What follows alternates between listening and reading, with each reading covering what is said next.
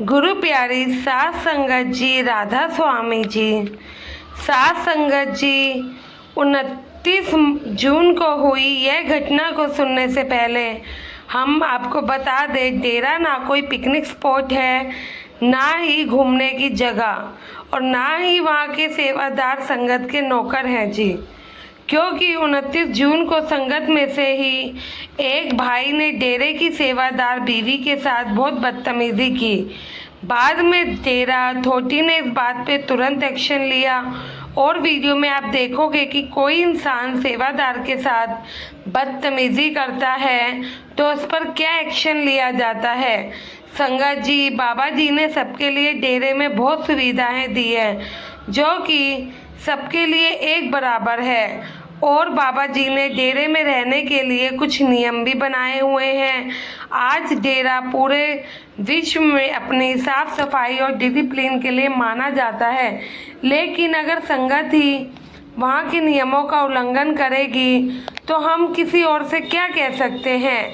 संगत जी, जैसा कि आप सब जानते हैं, डेरे के हॉस्टल में एडवांस बुकिंग करवाकर ही हम जाते हैं और हॉस्टल का कमरा फिर हमें अलॉट होता है। हॉस्टल के कुछ अपने नियम होते हैं जिनका बड़ी सख्ती से पालन करना ज़रूरी होता है, नहीं तो उस पर एक्शन भी लिया जा सकता है। यह तो आप भी जानते ही होंगे कि डेरे के हॉस्टल कैंपस में एक कैंटीन होती है, जहां खाने पीने का सारा सामान मिल जाता है। हॉस्टल में रुकी हुई संगत को जब भी कुछ खाना पीना हो तो उसे हॉस्टल के कैंपस से बाहर जाने की ज़रूरत नहीं होती है, लेकिन हॉस्टल के नियमों में से यह भी एक नियम होता है कि आप अपने कमरे में कुछ खाने पीने का सामान नहीं ले जा सकते। आपको कुछ खाना है तो कमरे से बाहर आकर कैंटीन में बैठकर ही खाना होगा, क्योंकि कमरे में खाना पीना ले जाना बिल्कुल अलाउ नहीं है। ये सब करने से बिस्तर खराब हो जाते हैं और कमरे में गंदगी फैलती है। लेकिन कोई बुजुर्ग व्यक्ति या बच्चा या फिर ऐसा व्यक्ति जो नहीं जा सकता है आपके साथ में है, तो आप कमरे पर उनका सामान ले जा सकते हैं। वो भी आपको पहले सेवादार से परमिशन लेना होगा, तब आप लेकर जा सकते हैं। और कमरे की साफ सफाई की जिम्मेवारी भी संगत की होती है। जिस कंडीशन में कमरा दिया जाएगा वैसे ही आपको वापस देना होगा, और वहाँ के नियमों का अच्छे से पालन हो सके, इसलिए वहाँ पर हर जगह सेवादार बैठे होते हैं। संगत को नियम के बारे में बताते रहते हैं। तो 29 जून के दिन एक आदमी हॉस्टल की कैंटीन में गया, अपनी बीवी के साथ वहाँ से चाय, कोल्ड ड्रिंक, खाने पीने का सामान लिया और कैंटीन से निकलकर अपने कमरे की तरफ जाने लगा। वहाँ गेट पर बैठी एक बुजुर्ग सेवादार ने उस भाई और उसकी पत्नी को समझाया कि बेटा, अंदर खाने पीने का सामान ले जाना मना है। तो वो पति पत्नी मानने को तैयार नहीं थे और दोनों ही सेवादार से बदतमीजी करने लगे। उनकी बात को अनसुना करके कमरे की तरफ जाने लगे, और सेवादार बीवी बहुत बुजुर्ग थी तो इसलिए वह उन्हें नहीं रोक पाई। तो सेवादार बीवी ने कुछ ही दूरी पर बैठी दूसरी सेवादार बीवी को आवाज़ लगाई और उनको सारी बात बताई। यह सुनते ही सेवादार बीवी उस आदमी और औरत के पीछे भागी, लेकिन तब तक दोनों ही अपने कमरे में जा चुके थे। सेवादार बीवी नहीं जानती थी कि वे कौन से कमरे में रुके हुए हैं। तो सेवादार बीवी ने वापस आकर बुजुर्ग बीवी को बता दिया कि मैं उनके पीछे गई थी, लेकिन दोनों कहीं नहीं दिखे।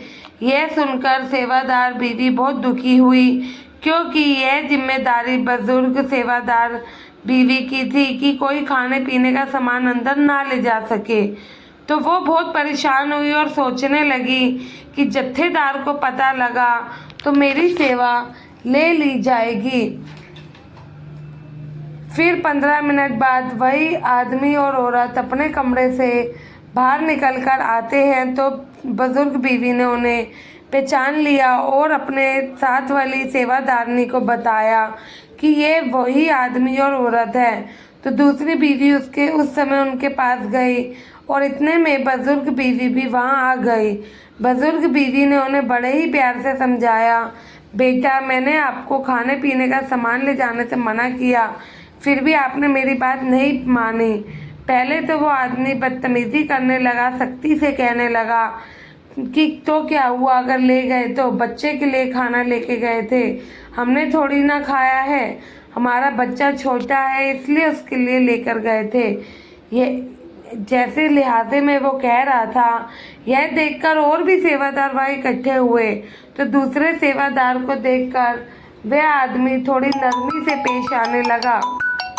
दूसरे सेवादारों को देखकर वह थोड़ा नरमी से पेश आने लगा और बुजुर्ग बीवी से माफ़ी मांगने लगा। कहने लगा कि माताजी मुझे माफ़ कर दो, मुझे नहीं पता था कि अंदर खाने पीने का सामान ले जाना सख्त मना है। तो बुजुर्ग बीवी ने कहा, बेटा मैंने आप दोनों को उसी समय मना ही किया था जब आप अंदर लेकर जा रहे थे सामान। फिर बुजुर्ग बीवी ने कहा कि चलो कोई बात नहीं, आप मुझे बताओ कमरे का नंबर क्या है, क्योंकि वहाँ से खाने पीने का सामान हटवाना पड़ेगा। यह सुनते ही वो आदमी फिर से अकड़ने लगा और कहने लगा, ऐसे कैसे सामान हटा दोगे, बहुत कुछ बदतमीजी से और भी बोलने लगा और वहाँ से भाग के अपने कमरे में चला गया। लेकिन जब वो कमरे में जा रहा था तो एक सेवादार ने इसके कमरे का नंबर देख लिया और आकर बुजुर्ग बीवी को बताया। बुजुर्ग बीवी ने उसी समय नंबर को जत्थेदार को दिया और बाद में अथॉरिटी को सारी बात बताई। डेरा अथॉरिटी ने उसी समय परिवार का दोबारा हॉस्टल में रुकना बंद कर दिया। यह परिवार कितनी भी कोशिश कर ले, अब दोबारा हॉस्टल में रूम नहीं ले सकते हैं।